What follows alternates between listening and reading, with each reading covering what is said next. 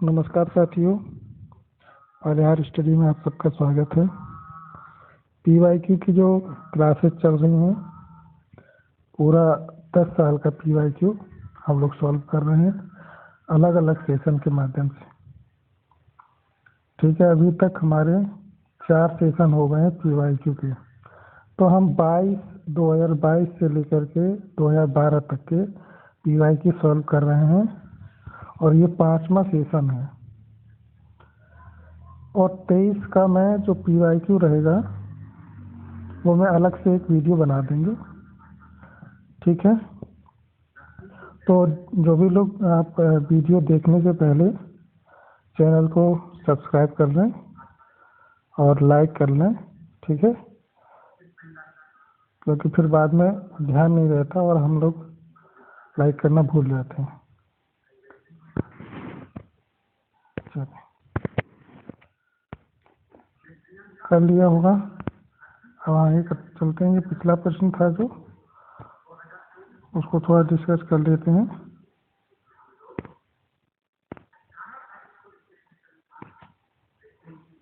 जो ओ पर्वत दुनिया का सबसे ऊंचे पर्वत में से एक है, जिसकी पर्वत तल से ऊंचाई 8,201 मीटर है। तिब्बती भाषा में चो जो का अर्थ है फिरोजा देवी होता है। ठीक है ना, वहाँ की भाषा में इसको क्या कहेंगे, फिरोजा देवी। यह दुनिया के सबसे ऊंचे पर्वत माउंट एवरेस्ट के लगभग 20 मील उत्तर पश्चिम में स्थित है। ल्होत्से पर्वत माउंट एवरेस्ट, केटू एवं कंचनजंगा के बाद दुनिया का चौथे नंबर का सबसे ऊंचा पर्वत है। ठीक है ना, चो। यह एवरेस्ट पर्वत दक्षिण में स्थित है, जो कि ओ और ल्होत्से पर्वत श्रृंखला हिमालय पर्वत की श्रेणी में स्थित है। अन्नामलाई पर्वत श्रेणियां पश्चिम घाट में और सिरुमलाई पर्वत श्रेणियां जो है पूर्वी घाट में स्थित है। ठीक है, अगला लेते हैं।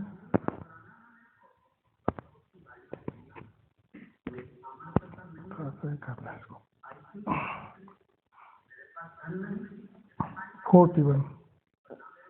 40 ये करना है। निम्नलिखित में कौन सा सही सम्मिलित नहीं है? ए में है रेयान, बी में है एस्पार्टम और सी में है ऑक्सीटोसिन और डी में है नियोप्रीन। ठीक है, इनको मैच करना है। तो इसमें सही सम्मिलन क्या होगा? रेयान रूपांतरित सेल्यूलोज है। अरे ये क्या, थोड़ा इसमें ना स्क्रीन पे थोड़ा स्लिप हो जाता है, कहीं से कुछ करो और कहीं पहुंचता है। ठीक है, रूपांतर सेल्यूलोज है और एस्पार्टम क्या है? संश्लेषित मधुरक है। ऑक्सीटोसिन क्या है? हार्मोन है। और नियोप्रीन विशिष्ट रबड़ होती है। चलिए, इसका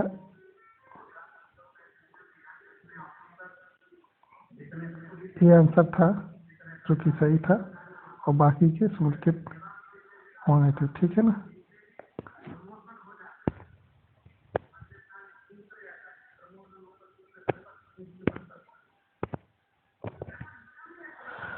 निम्नलिखित घटनाओं पर विचार कीजिए और उनको काल क्रमानुसार व्यवस्थित कीजिए। ये है मुदकी का युद्ध और बी है पोर्टो नोवो का युद्ध है। तीसरा है सकरखेड़ा का युद्ध। चौथा है बेदारा का युद्ध। तो इनको सही अनुक्रम में लगाना है। ये इनको सही अनुक्रम में लगाने का प्रयास करते हैं। ठीक है, तो सकरखेड़ा का युद्ध हुआ था 1724 ईस्वी में। बेदरा का युद्ध हुआ था 1759 में। पोर्टो का नोवा युद्ध हुआ था 81 में, और ये हुआ था 1845 में। तो सकरखेड़ा का युद्ध, बेदरा का युद्ध, ठीक, इसमें जो ऑप्शन पीछे दिया हुआ था पी सही क्रम हो जाएगा। नेक्स्ट, उत्तर प्रदेश के निम्नलिखित में से कौन सा वन्यजीव अभयारण्य 1975 में स्थापित किया गया? तो वो कतरनिया घाट है। बी आंसर इसका सही हो जाता है। ठीक है, तो कतरनिया घाट 1975 में, और जो दूसरे ये दिया है किशन वन्यजीव अभयारण्य ये 1972 में, और चंबल वन्यजीव अभयारण्य 79 में। ठीक है, उत्तर प्रदेश की रायपुर नामक कोई भी वन्यजीव अभयारण्य स्थापित नहीं किया गया है। इधर रायपुर ये दिया है ना सी में, ये बिल्कुल गलत है। यहाँ कोई अभयारण्य नहीं है। और यद्यपि रानीपुर वन्यजीव अभयारण्य की स्थापना 1977 में हुई थी।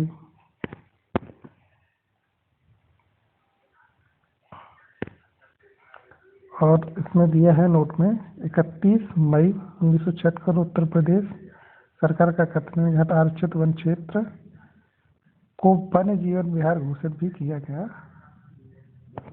अच्छा, प्रसिद्ध रूर कोयला क्षेत्र निम्नलिखित में से किस देश में स्थित है? तो ये रूर कोयला क्षेत्र है जर्मनी में। ठीक है, रूर कोयला क्षेत्र जर्मनी में स्थित है। रूर नदी जो पश्चिमी जर्मनी में प्रवाहित होती है, नाम इस क्षेत्र का रूर है। ठीक है, रूर पड़ा है।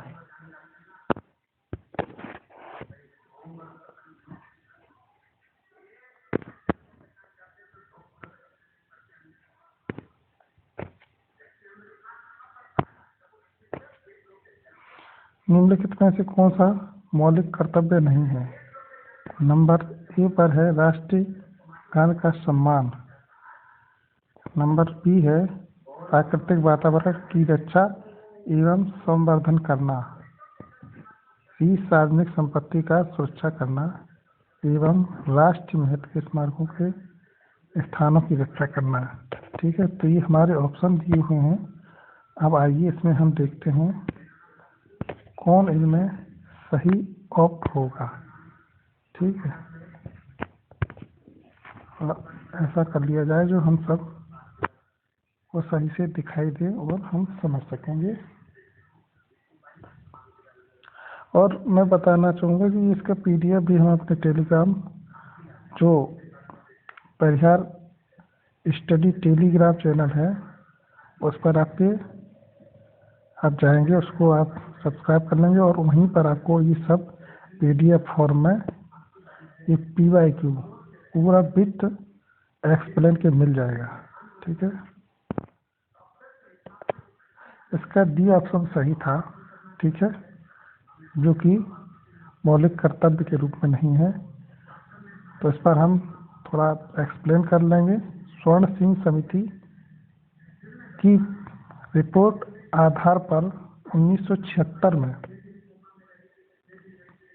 42वें संविधान संशोधन के द्वारा भारतीय संविधान के भाग 4A के अनुच्छेद 51A में 10 मूल कर्तव्यों का समावेश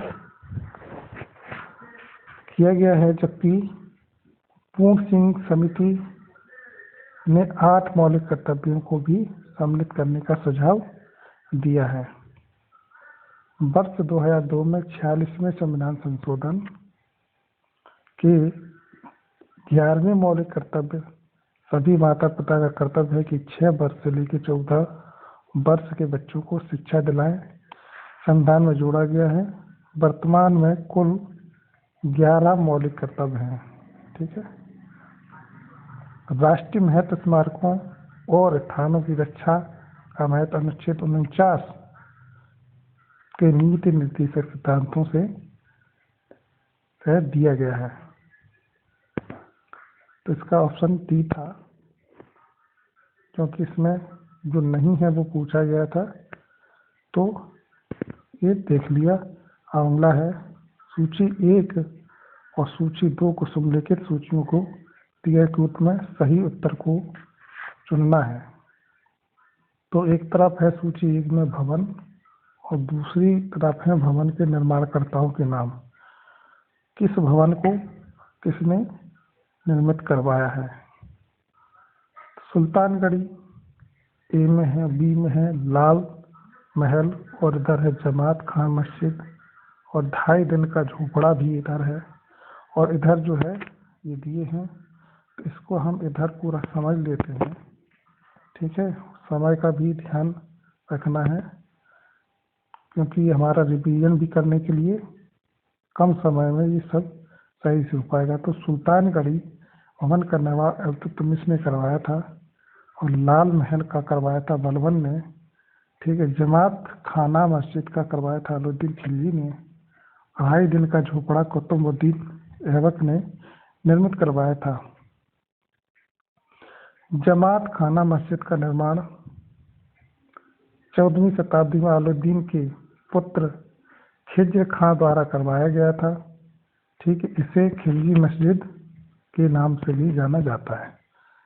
चलिए,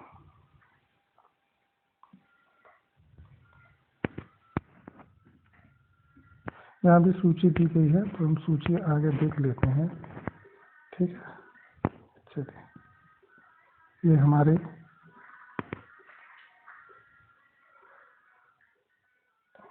इधर आवासीय क्षेत्र हैं और ये अनुमति योग्य शोर स्तर।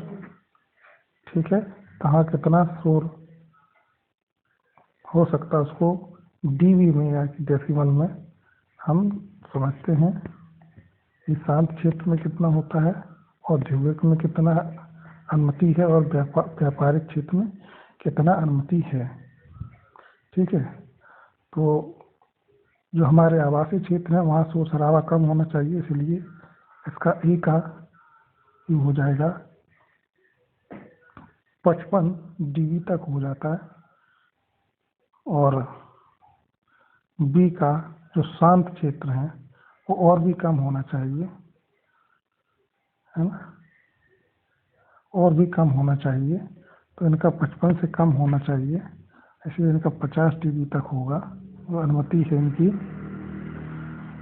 औद्योगिक क्षेत्र में देखो मशीनें चलती हैं तो इनका ज़्यादा हो जाता है, तो इनका कितना ज़्यादा हो जाएगा, तो इनका 70 डीबी तक हो जाएगा। और व्यापारिक क्षेत्र में भी कुछ ऐसा ही हाल चाल रहता है, तो ये 65 हो जाएगा। ठीक है, तो इसका हमारा ये सी वाला ऑप्शन सही हो जाता है इस हिसाब से। चलो इसको हम पढ़ लेते हैं। सूची को समलिखित करना है 1 से 2। सूची किसकी है? ओशियन है, महासागर, और इसमें अधिकतम गहराई के बिंदु को इसमें मिलान करना है। ठीक है, तो सबसे गहरा सागर, एक बात हमको पता है कि प्रशांत सागर सबसे गहरा सागर है। ठीक है, और इसको आगे हम देखते हैं करके।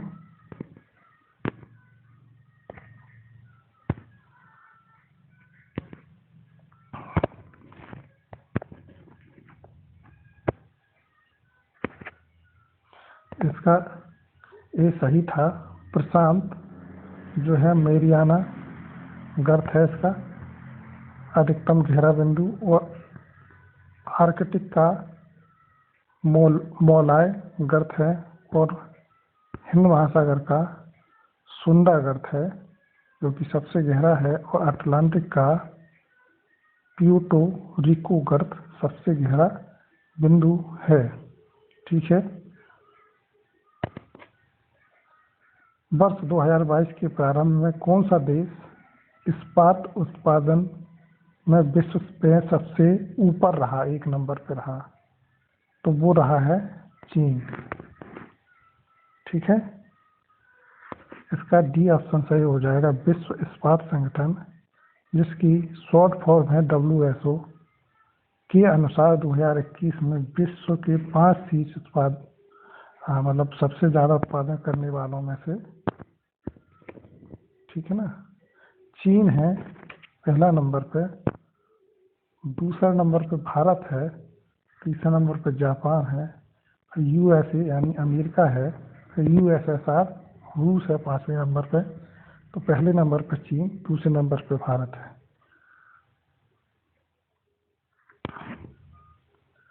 पारिस्थितिक निकेतन के संदर्भ में निम्नलिखित कथनों में से कौन से सही हैं? तो हम देखते हैं कौन से व्याख्यान हैं जो सही हैं।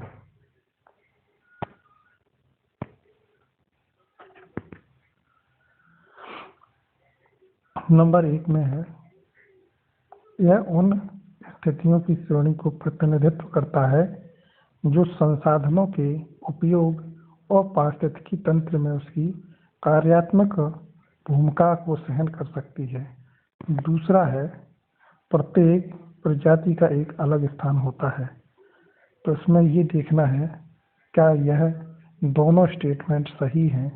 तो हम यहाँ देखते हैं कि दोनों स्टेटमेंट सही हैं, तो बी आंसर इसका सही हो जाता है। अब देखते हैं कि ये कैसे सही है, इस पर हम चर्चा करेंगे। पारिस्थितिकी निकेतन यानी कि नीचे किसी समुदाय विशेष के अंतर्गत किसी जीव के प्रकार, व्यवसाय तथा जीवन के रूप को निर्दिष्ट करता है। यह एक प्रक्रिया है जिसमें कोई भी जीव अपने अस्तित्व मतलब जीवित रहने के आवश्यक भौतिक, रासायनिक और जैविक कारकों को निरंतर कायम रख सकता है। तो मतलब उसका एक पारिस्थितिक तंत्र होता है, ठीक है, जो उसके लिए जरूरी चीजें हैं वो सब वहाँ उपलब्ध होती हैं। पारिस्थितिक निकेतन वही होगा। यह उन परिस्थितियों की श्रेणी में प्रतिनिधित्व करता है और साधनों का उपयोग तथा पारिस्थितिकी तंत्र में उसकी कार्यात्मक भूमिका को सहन कर सकता है। प्रत्येक प्रजाति का एक अलग निकेतन होता है। हर एक, चाहे वनस्पति हो तो एक वनस्पति का एक अपना अनुकूल वातावरण होता है, मनुष्य का एक वातावरण होता है। ऐसे लोग जो यूपी में रहते हैं वो सर्दी और गर्मी बहुत अच्छे से झेल सकते हैं, है ना।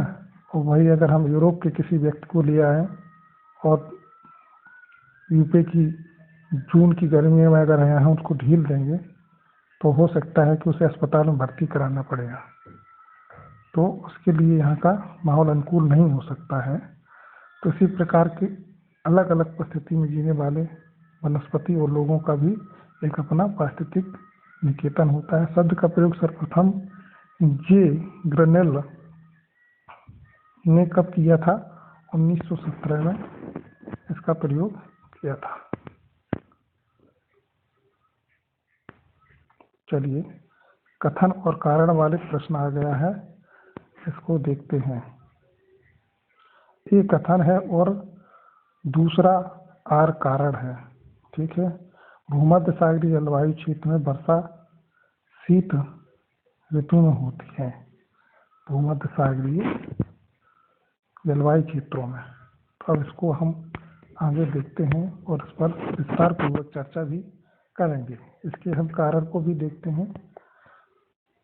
गर्मियों में ये क्षेत्र शुष्क स्थलीय हवाओं के प्रभाव में रहते हैं। कारण में बताया जा रहा है गर्मियों में ये शुष्क स्थलीय हवाओं के प्रभाव में रहते हैं।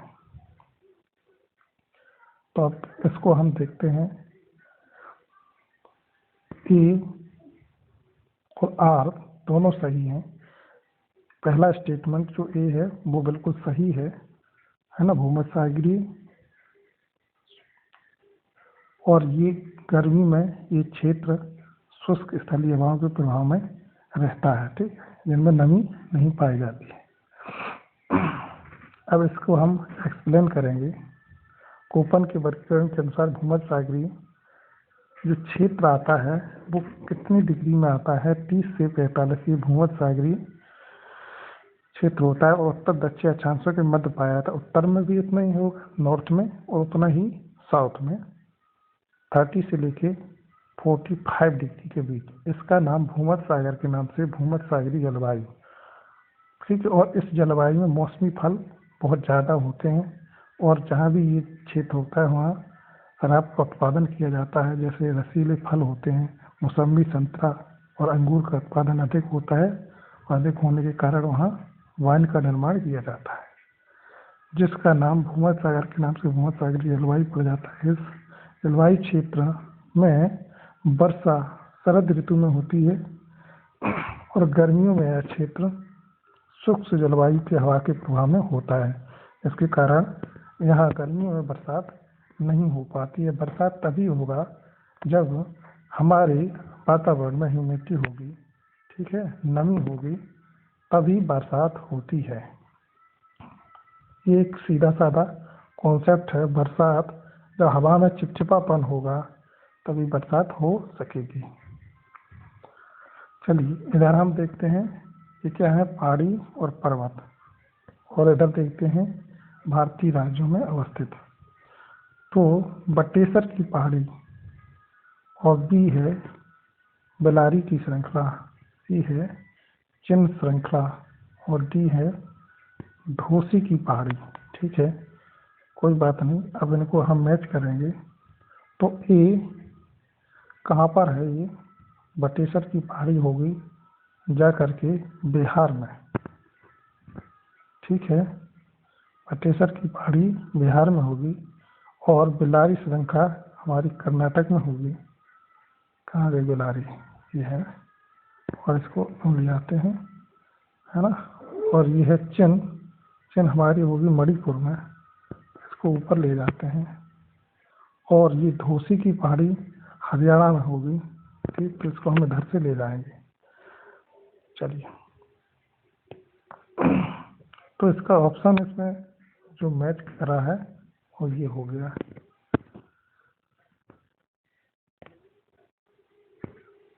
चलिए,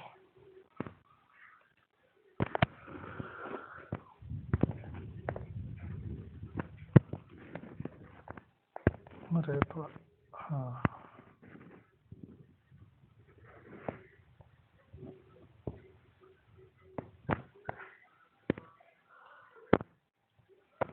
यहाँ देख लेते हैं। बेलारी श्रृंखला प्रश्न में कर्नाटक राज्य में संबंधित ऐसा लोक सेवा आयोग की प्रारंभिक उत्तर कुंजी में बताया गया है, जबकि कर्नाटक में बेलारी और बेल्लारी गुड्डा श्रृंखला है।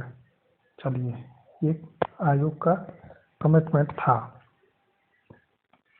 वर्ष 1985 1985 में गंगा एक्शन प्लान परियोजना का प्रारंभ का मुख्य उद्देश्य क्या था, ये बताना है। जो गंगा एक्शन प्लान 1985 में शुरू किया गया है, उसका मुख्य उद्देश्य को देखना है।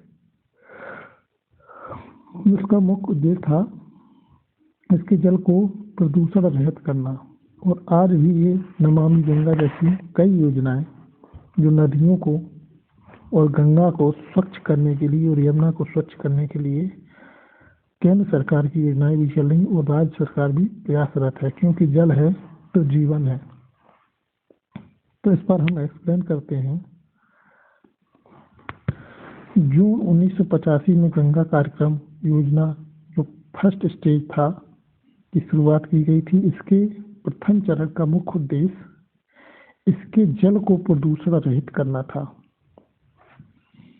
फिर इसका सेकंड स्टेज आया है 1993 यानी कि 1993 में गंगा कार्य योजना को मंजूरी प्रदान की गई। इसमें यमुना, गोमती, दामोदर नदी को शामिल किया गया। गंगा के साथ साथ यमुना, गोमती और दामोदर को भी शामिल कर लिया गया। थर्ड स्टेज 95 में अन्य प्रमुख नदियों को भी शामिल किया गया, क्योंकि नदियों से हमें जो भूमिगत जल प्राप्त होता है वो नदियाँ इसकी मुख्य स्रोत होती हैं, और नदियाँ अगर सूख जाएंगी या गंदी हो जाएंगी, है ना, इनके पोषण की स्तर बढ़ जाएंगे, कचरा कूड़ा डालेंगे हम, तो हमें जो पीने का जल है वो उपलब्ध नहीं हो सकेगा। ठीक है, तो वर्ष 1995 में राष्ट्रीय नदी संरक्षण NRCP की शुरुआत की गई थी। ठीक है, तो एक यहाँ से भी प्रश्न बनता है। इसीलिए हम कहते हैं कि एक्सप्लेनेशन बहुत ज़रूरी है।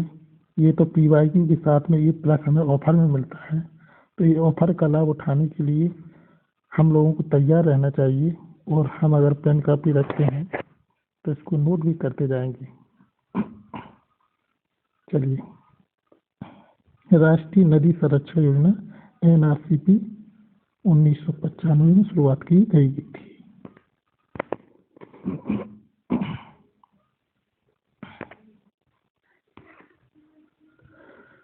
अलाउद्दीन खिलजी की निम्नलिखित विजयों को कालानुक्रम में व्यवस्थित करना है।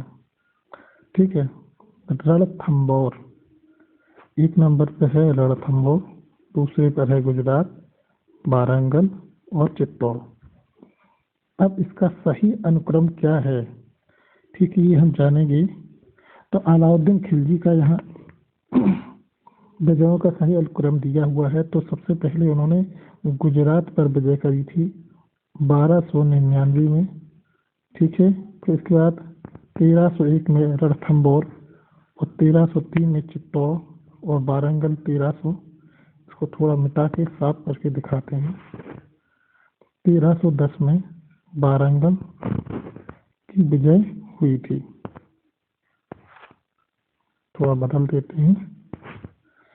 ठीक, 1310 में तो गुजरात 1299 में हुआ अलाउद्दीन खिलजी की विजय, और रणथंभौर 1301 में, चित्तौड़ हुई 1303 में, और वारंगल की विजय उन्होंने 1310 में प्राप्त करी थी।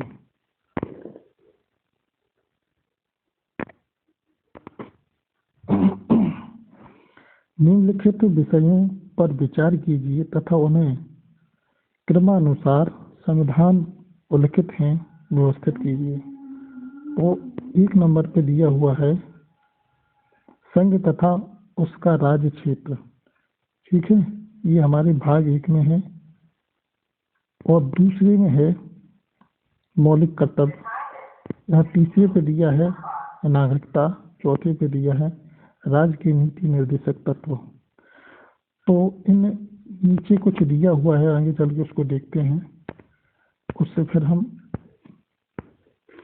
आगे इस जर्नी को बढ़ाएंगे। ठीक है, तो ये हमारा कूद दिया हुआ है, इसको हमें समझना है, इसको मैच करना है। तो भारतीय संविधान को 22 भागों और 395 अनुच्छेदों में बांधा गया है। अब भाग 1 में क्या है, भाग 1 सही था वहाँ पर। भाग 1 में संघ तथा राज्य क्षेत्र है, ठीक है, वर्णित है, और भाग 2 में नागरिकता वर्णित की गई है। भाग 3 में मौलिक अधिकार हैं, ठीक है, और भाग 4 में ये इम्पोर्टेंट नहीं, ये पीवाईक्यू हैं और आए हुए प्रश्न हैं। ठीक है, और ये ऐसे ही आते रहेंगे, और कोई नया संविधान तो है नहीं जो वहाँ से आयोग देगा। 4 राज्य की नीति के निर्देशक तत्व, और भाग 4A में दिया गया है मौलिक कर्तव्य।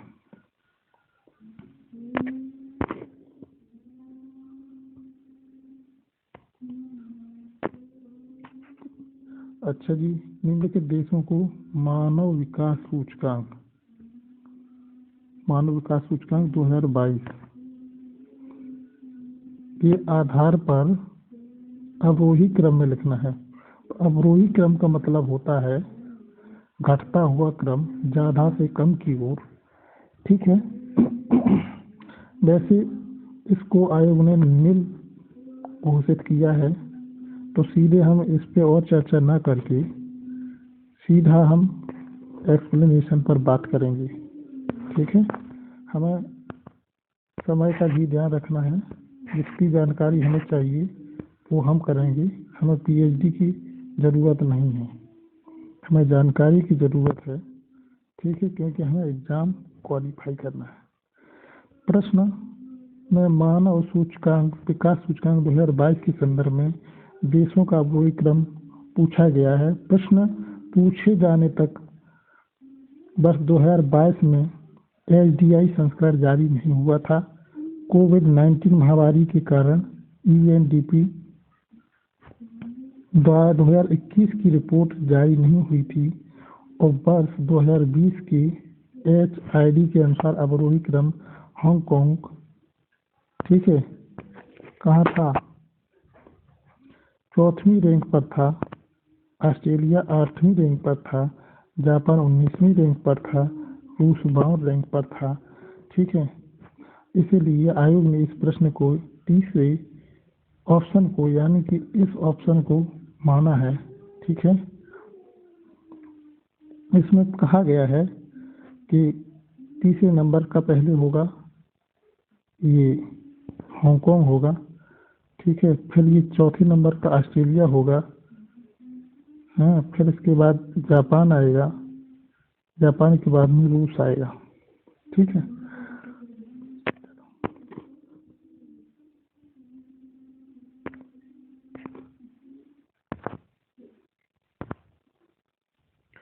तो असम मेघालय सीमा विवाद को हल करने के लिए निम्नलिखित में हस्ताक्षर किए हैं। ए में केंद्रीय गृह मंत्री असम और मेघालय के मुख्यमंत्री ने, भारत के गृह सचिव असम मेघालय के पुलिस महानिदेशकों ने, असम तथा मेघालय के मुख्यमंत्री ने एवं भारत के गृह सचिव तथा असम के मेघालय के मुख्यमंत्री ने। तो इसको हम आगे देखते हैं क्या हुआ था। 1 मिनट, 1 मिनट प्लीज। इसके एक्सप्लेनेशन को थोड़ा बड़ा करें जिससे भी आप अच्छे से पढ़ करके समझ करके आप जानकारी हासिल करेंगे। मार्च 2022 में असम तथा मेघालय के बीच अंतर्राष्ट्रीय सीमा विवाद के निपटारे हेतु समझौता हस्ताक्षरित हुआ था। इस समझौते को केंद्रीय गृह मंत्री अमित शाह की उपस्थिति में असम के मुख्यमंत्री हेमंत बिस्वा शर्मा व मेघालय के मुख्यमंत्री कोनराड संगमा ने हस्ताक्षर किया था। अब ध्यान रखना है हमें, इसमें हमारे केंद्र के गृह मंत्री जी थे, ठीक है, और मुख्यमंत्री जी थे। 2 राज्यों के मुख्यमंत्री असम एवं मेघालय के थे। ठीक है, इन्होंने मिलकर के 5 दशक पुराने सीमा विवाद को अंत इस समझौते से हो गया और समझौते के तहत 12 विवाद क्षेत्रों में 6 को सुलझा लिया गया। इसमें 70% सीमा शामिल है। Very good.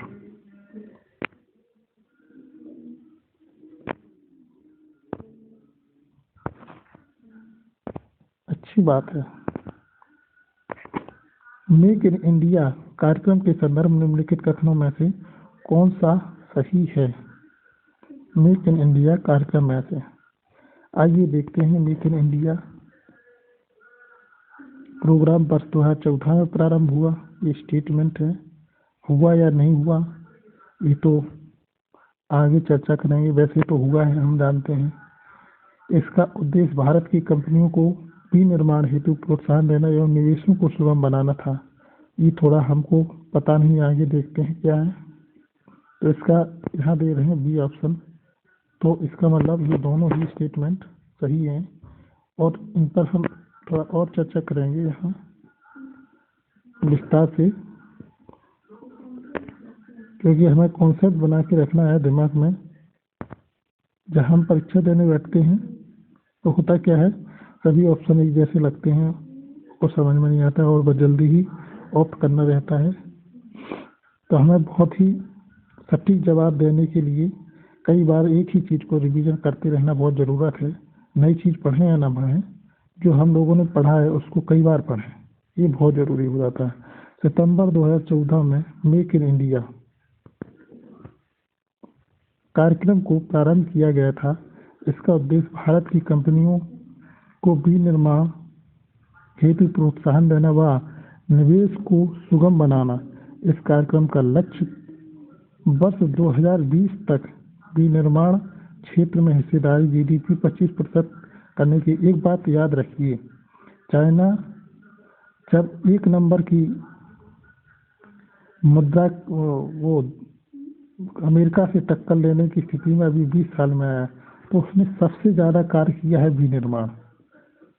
और जब तक विनिर्माण भारत में नहीं होगा तब तक विकसित भारत का सपना अधूरा ही रह जाएगा, क्योंकि जो हम उत्पादन करते हैं रॉ मटेरियल, उसका कीमत तभी सही हमें मिलेगा जब हम उसको पैकेजिंग करके विदेशों को भेजेंगे और वहाँ से हम डॉलर में अपनी भूमिका को बढ़ाएंगे, और डॉलर हमारे पास जब होगा तो हमारे देश की स्थिति नंबर 1 पर आने की स्थिति में, और विकसित भारत की जो संकल्पना एक कल्पना देख रहे हैं हम लोग, वो पूरी होगी।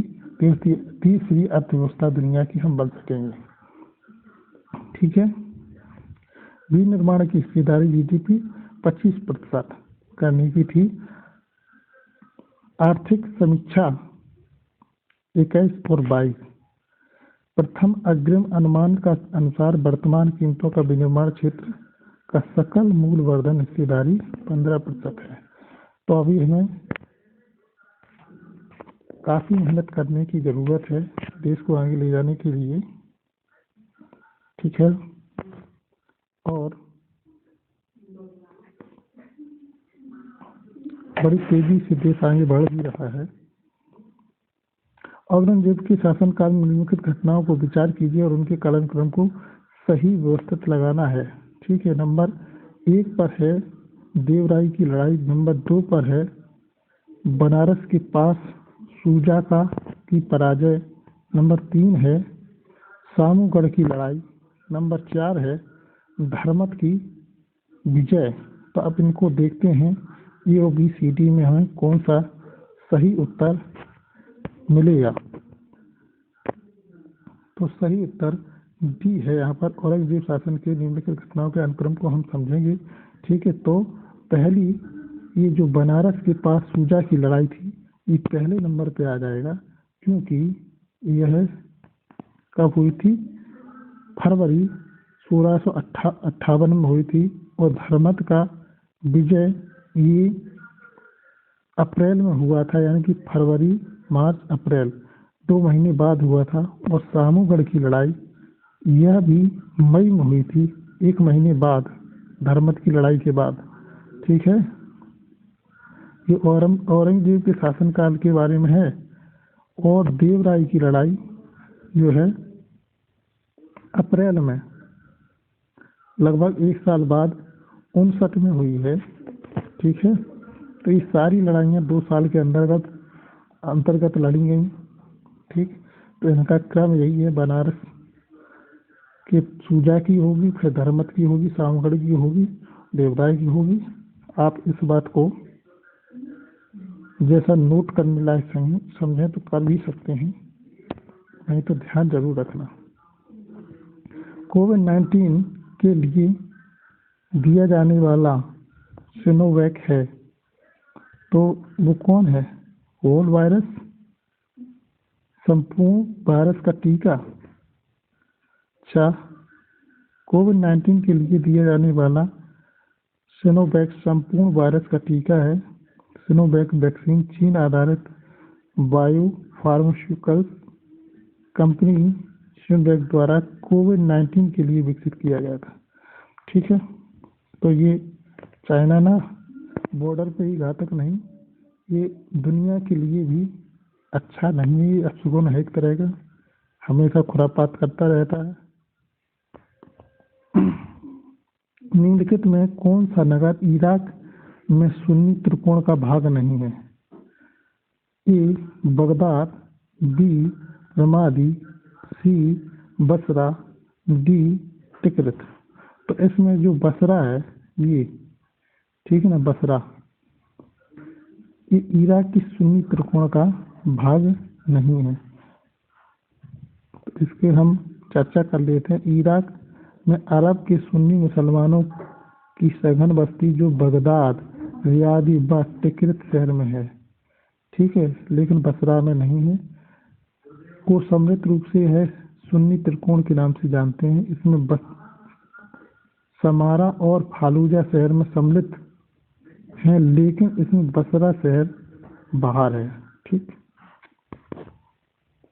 निम्नलिखित में कितने जनवरी 22 में आयोजित सैयद मोदी अंतर्राष्ट्रीय टूर्नामेंट महिला एकल का खिताब जीता?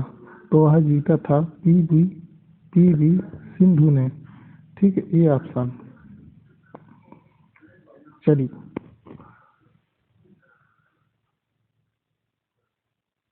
ये क्या है इसका, पीवी सिंधु ने जीता हव वतन मालविका वंशोड़ को हरा कर यह खिताब जीता था। ठीक है,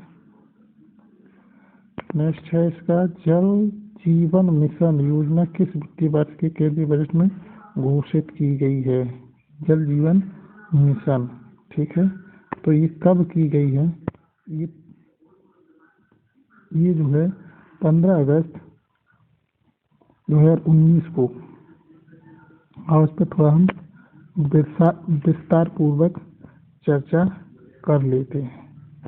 ठीक है, ये इम्पोर्टेंट क्वेश्चन हो जाता है, योजनाओं के बारे में क्वेश्चन आते रहते हैं। 15 अगस्त 2019 को प्रधानमंत्री नरेंद्र मोदी जी द्वारा जल जीवन मिशन योजना की घोषणा की गई। ठीक है, 15 अगस्त के दिन की गई थी और 2019 में जल जीवन मिशन।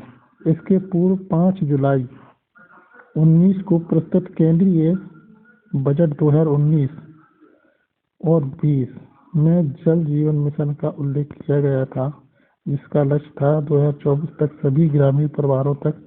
आप देख रहे होंगे गांव में जो है टंकी बन रही है हर गांव में, और जो है लाइन द्वारे द्वारे हर दरवाजे तक पहुंचाने का ये जो चल रहा है वही मिशन है, पाइपलाइन की जल आपूर्ति करना। और 21-22 के बजट जल जीवन शहरी को शुरू किया गया, जिसका लक्ष्य है 43,478 वैधानिक नगरों को पाइपलाइन जलापूर्ति सुनिश्चित करना। ठीक है, तो आयोग ने इस प्रश्न का उत्तर डी माना है, जो भी हो। ठीक है,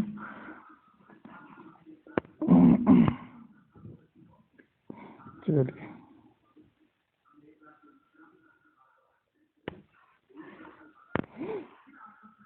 निम्नलिखित में से कौन सा पदार्थ जैव निम्नकरणीय है। ऊन, प्लास्टिक के रूप में कप, एल्युमिनियम फॉयल, कांच की बोतल। तो यहाँ हमारा ऊन है, इसको हम वूल बोलते हैं। जैविक निम्नकरण पदार्थ ऐसे पदार्थ होते हैं जो प्राकृतिक क्रियाओं द्वारा पुनः पृथ्वी में घुल मिल जाते हैं। ठीक है, अपघटित हो जाते हैं, इससे पर्यावरण को कोई क्षति नहीं होती है। ऊन एक जैव निम्नीकरण पदार्थ है। अन्य जैव निम्नीकरण पदार्थ मानव एवं पशु अपशिष्ट पादप उत्पाद, लकड़ी, कागज, खाद्य सामग्री आदि, मृत जीवों के अवशेष, अंडे को खोल आदि, ये जो है सभी क्या हो जाते हैं, अपशिष्ट अपघटित हो जाते हैं।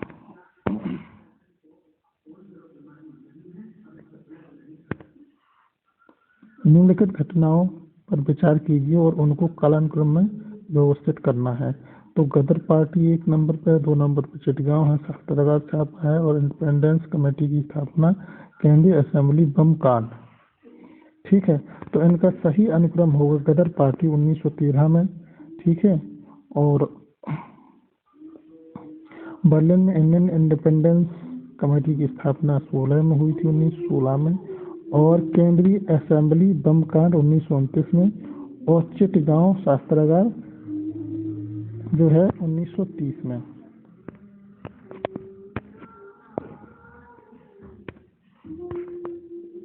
निम्नलिखित युग में कौन सा सही सुमेलित नहीं है। कौन सा सही सुमेलित नहीं है, ये हमें देखना है इनमें से।